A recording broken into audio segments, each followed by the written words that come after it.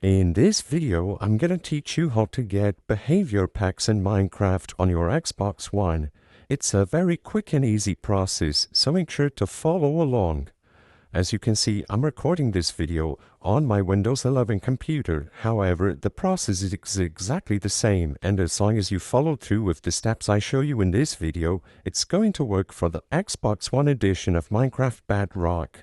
Simply, at the home screen, select the Marketplace option, and after you load into the Marketplace, this is where you will be able to find worlds that include behavior packs. So, this is the quickest and easiest method to acquire any behavior packs included with a world without having to use any external tools or unlock your Xbox through third-party tools. So, like I said, simply find the world with the behavior pack you want, click on it, and then add the mine coins necessary to activate the behavior pack and start using it right away.